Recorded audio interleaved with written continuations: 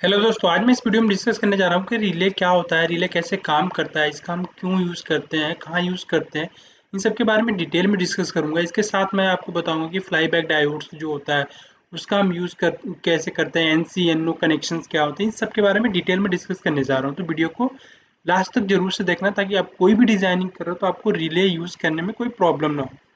मैं बात करता हूँ रिले का, तो रिले एक ऐसा इलेक्ट्रॉनिक डिवाइस है जिसका हम यूज़ करते हैं लो पावर सर्किट से हायर पावर सर्किट को कंट्रोल करने के लिए।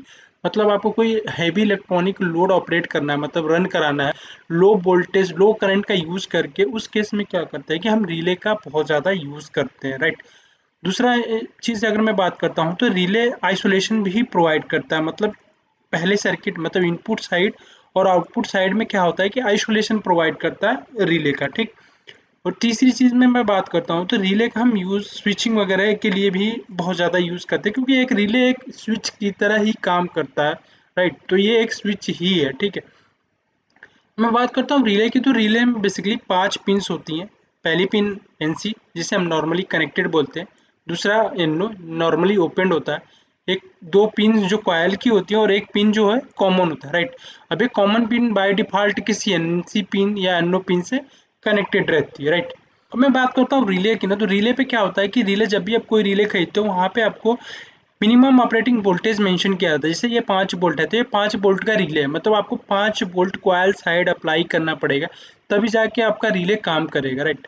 और यहाँ पे सेकेंडरी साइड का अगर आप रेटिंग देखोगे तो सेकेंडरी साइड की रेटिंग में 10 एम्पियर 250 वोल्ट एसी आप अप्लाई कर सकते हो सेकेंडरी साइड में। तो ये बहुत डिफरेंट करंट रेटिंग के डिफरेंट वोल्टेज रेटिंग के रिले आपको मार्केट में देखने को मिलते हैं। अब यहाँ पे जैसे क्या होता है कि 5 वोल्ट 12 वोल्ट ये डिफरेंट 24 वोल्ट डिफरेंट वोल्टेज के रिले आपको देखने को मिलते हैं।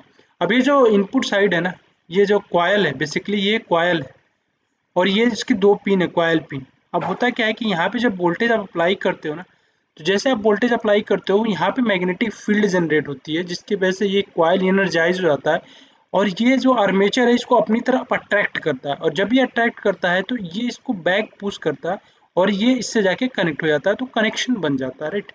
ये कॉमन पिन है बेसिकली, एक तरीके का common pin by default NC से कनेक्टेड है तो ये जाके एनओ से कनेक्ट हो जाएगा। ये बेसिकली इसका सिंपल सा एप्लीकेशन है। अब यहाँ पे आप इसका सर्किट देख सकते हो कि ये मेरी एक बैटरी है, मान लो ये 5 वोल्ट की बैटरी है और ये स्विच है। अब ये जैसे स्विच ऑन हुआ ना तो ये हमारा जो इंडक्टर है एक तरीके का कॉइल इंडक्टर हो गया, ये इनर्जाइज होगा। जैसे इनर्जाइज होता है ना मैग्नेटिक फील्ड की वजह से, तो ये इसको अट्रैक्ट कर देता है, ठीक है। फोर्स क्रिएट हो जाता है, मैग्नेटिक फोर्स क्रिएट होने की वजह से ये इसको अट्रैक्ट करता है और ये सर्किट कंप्लीट हो जाती है और यहाँ से करंट फ्लो करने लगता है। ये सिंपल सा तरीका होता है आपका रिले, मतलब रिले ऐसे काम करता है। अब मैं रिले की बात करता हूँ तो इसमें कॉन्टैक्ट्स होते हैं, मतलब NC NO कॉन्टैक्ट्स होते हैं। अब यहाँ का जो रिले है ना, इस रिले का कुछ ना कुछ रेजिस्टेंस वैल्यू होता है, जो यहाँ पे आप वोल्टेज अप्लाई कर रहे हो।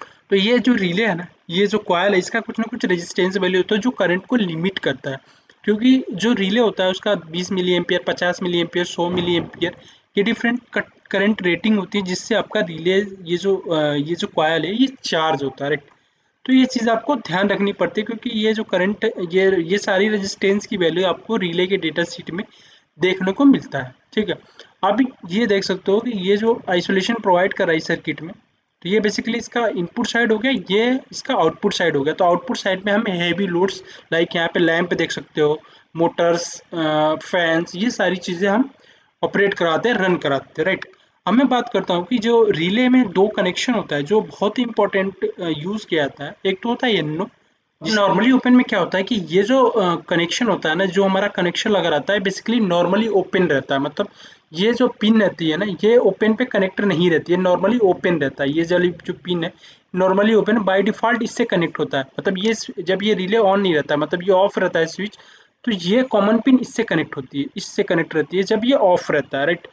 जैसे रिले ऑन होता है ना, जैसे रिले ऑन होता है, ये जब रिले स्विच ऑन होता है ये इनर्जाइज होता है, तो ये पिन जो कॉमन पिन है येनो से कनेक्ट हो जाती है और ये सर्किट कंप्लीट होने के बाद ये जो मेरा लैंप है ये ग्लो करने लगता है, ठीक है। तो ये नॉर्मली ओपन हो गया, मतलब ये सर्किट जो है ना कॉमन पिन नॉर्मली ओपन, मतलब नॉर्मली ओपन पिन से कनेक्ट नहीं रहता है, ये एनसी से कनेक्ट रहता है। जैसे ये रिले ऑन होता है ना ये एनओ से कनेक्ट हो जाता है, ठीक है। तो ये चीज़ आपको ध्यान रखना, नॉर्मली ओपन का मतलब क्या, जब आप सर्किट को चाहते हो कि कंप्लीट हो, जब रिले मेरा ऑन हो जब ये प्राइमरी इनपुट जो साइड है ये जब ऑन हो, अब ये चाहते हो कि सर्किट काम करे, तो उस केस में क्या करते हैं कि हम NO पिंस का यूज करते हैं, राइट।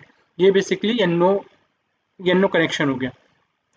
अब मैं बात करता हूँ NC कनेक्शन की। तो ये बाय डिफ़ॉल्ट जो मेरा कॉमन पिन है ना, ये NC से कनेक्ट रहता है, ठीक है।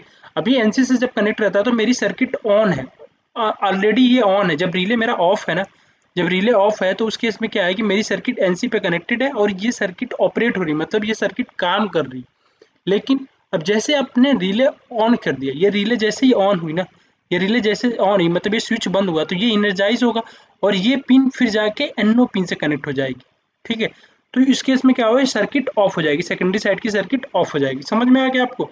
तो नॉर्मली कनेक्टेड में क्या होता है कि सर्किट चलती रहती है, लेकिन आप चाहते हो कि जैसे आपका रिले ऑन हो और ये सर्किट ऑफ हो, सेकेंडरी साइड की सर्किट ऑफ हो, उस केस में क्या करते हैं कि हम NC कनेक्शन को प्रेफर करते हैं। इस चीज़ को आपको ध्यान रखना है।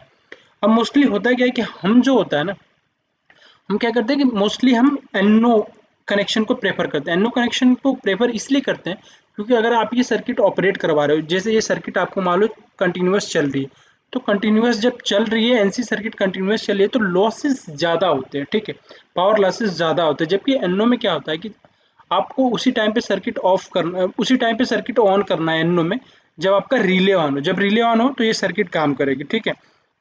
तो इसीलिए क्या होता है कि इसमें पावर लॉसेस कम होता है। इसमें क्या होता है, सर्किट ऑन रहती है, NC में सर्किट ऑन रहती है, लेकिन जब आप जैसे यहाँ पे आपका ये इनपुट साइड वोल्टेज अप्लाई करते हो, तो उस टाइम पे क्या होता है, ये जो सर्किट है उस टाइम पे ये ऑफ होती है, राइट। तो इस चीज़ का आपको बेसिक चीज़ ध्यान देना है। तो हम नॉर्मली ओपन इसलिए प्रेफर करते हैं क्योंकि हमारा जो लॉसेस होता है NC में वो काफ़ी ज़्यादा होता है, ठीक है। तो ये सिंपल सा डिफरेंस हो गया NC और NA में। आई होप कि आपको ये चीज़ें समझ में आ गई होगी, राइट।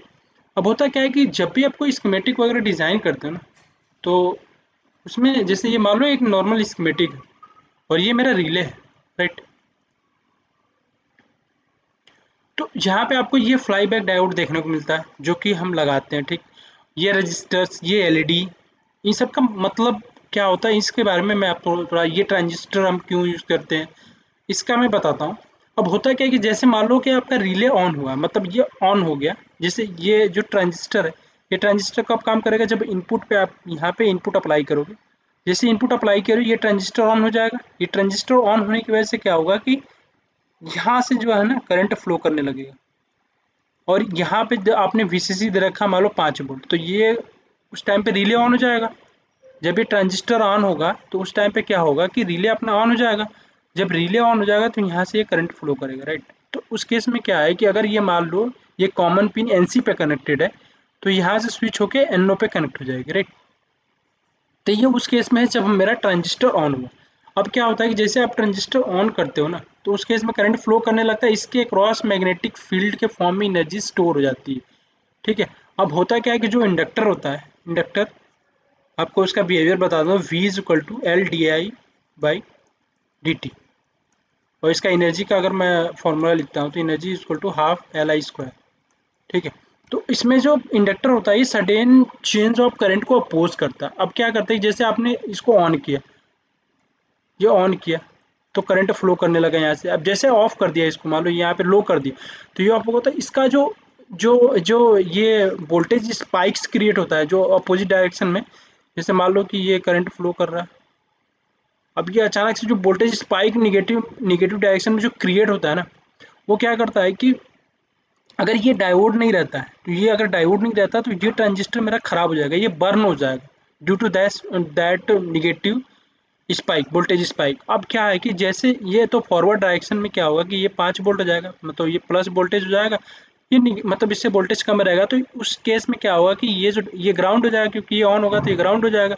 उस केस में ये क्या है, रिवर्स बायस में रहेगा, ठीक है, ये रिवर्स बायस में रहेगा। लेकिन जैसे क्या होगा, ये निगेटिव स्पाइक आएगी, ठीक है, जैसे निगेटिव स्पाइक आएगी तो यहाँ का जो वोल्टेज में निगेटिव हो जाएगा और यहाँ का वोल्टेज पॉजिटिव हो जाएगा, क्योंकि वोल्टेज चेंज हो जाता है ना। जैसे इंडक्टर यहाँ पे चार्ज हो रहा है, पोलैरिटी चेंज हो जाती है। मान लो ये इंडक्टर है, ये प्लस है माइनस है, तो जैसे आप उसको चेंज करते हो तो इसकी पोलैरिटी चेंज हो जाती है, राइट। तो ये जो है ना, उस केस में क्या है, ये कंडक्टिंग पाथ अप्लाई कर देगा, ठीक है। जब निगेटिव डायरेक्शन में जाएंगे तो ये कंडक्टिंग पाथ अप्लाई कर देगा और धीरे धीरे धीरे धीरे ये डिस्चार्ज हो जाएगा। मतलब उस केस में क्या है कि हमारा जो ट्रांजिस्टर है ना, वो ख़राब नहीं होता है, ठीक। तो इसलिए हम फ्लाई बैक डायोड का यूज़ करते हैं, क्योंकि जो sudden spike, voltage spike create होती है जब आप ऑफ करते हो रिले को, तो उस चीज़ ये इस ट्रांजिस्टर को प्रोटेक्ट करने के लिए हम क्या करते हैं, इस डायोड का यूज़ करते हैं। और ये जो एलईडी है, ये इंडिकेट करने के लिए होती है कि ये हमारा जो रिले है ये काम कर रहा है नहीं कर रहा, ठीक है। ये सिंपल सा उसका ये होता है, इंडिकेशन के लिए यूज़ किया जाता है। तो ये सिंपल सा है कि आप रिले कैसे यूज़ करते हैं, इसमें डायोड्स का मतलब क्या होता है, इन सब के बारे में आपको डिटेल में समझा दिया। अब ये जो ट्रांजिस्टर होता है बेसिकली रिले ड्राइवर सर्किट की अगर मैं बात करूँगा, आगे आने वाले वीडियोज़ में रिले ड्राइवर सर्किट के बारे में डिस्कस करूँगा, तो उसमें आपको ये चीज़ें और अच्छे तरीके से समझाऊँगा। अब इसके बहुत सारे इंपॉर्टेंट पैरामीटर्स होते हैं। जैसे मैं रिले की बात करता हूँ, तो रिले का हो गया रेजिस्टेंस, कॉइल रेजिस्टेंस कितना हो गया, वोल्टेज करंट कितना हो गया, कितना आपको इनपुट साइड पे करंट वोल्टेज देना पड़ेगा, सेकेंडरी साइड पे आप कितना मैक्सिमम करंट ड्रॉ करवा सकते हो, लाइक पावर लॉसेस कितने होते हैं, ठीक, कॉन्टैक्ट रेजिस्टेंस कितना होता है, ठीक है। ये बहुत सारे डिफरेंट पैरामीटर्स होते हैं जो कि आपको मैं आगे आने वाली वीडियोज़ में समझाऊंगा, हर एक का मतलब, ताकि आपको बहुत अच्छे तरीके से समझ में आ जाए। आई होप कि आपको ये रिले का सारा चीज़ समझ में आ गया होगा कि रिले कैसे काम करता है। अब जैसे मैंने आपको एक चीज़ और बताया था कि रिले जो हमारा होता है, तो यहाँ जो जैसे मान लो 5 वोल्ट अप्लाई कर दिया, 5 वोल्ट अप्लाई कर दिया, तो यहाँ ना कुछ रेजिस्टेंस की वैल्यू होगी, मान लो 100 ओम रेजिस्टेंस की वैल्यू होगी। यहाँ से आप करंट कैलकुलेट कर सकते हो, 5/100, तो ये कितना आ जाएगा, 50 मिली एम्पियर करंट फ्लो करेगा, राइट। ये कितना हो जाएगा, 0.05, तो 50 मिली एम्पियर, ठीक। तो इतना करंट आपको चाहिए होगा ताकि आपका ये जो कॉइल है ये इनर्जाइज हो और करंट फ्लो करे, तो उस टाइम पे आपका रिले काम करे।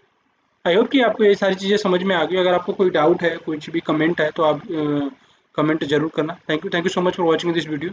Please like share and subscribe my YouTube channel. Thank you.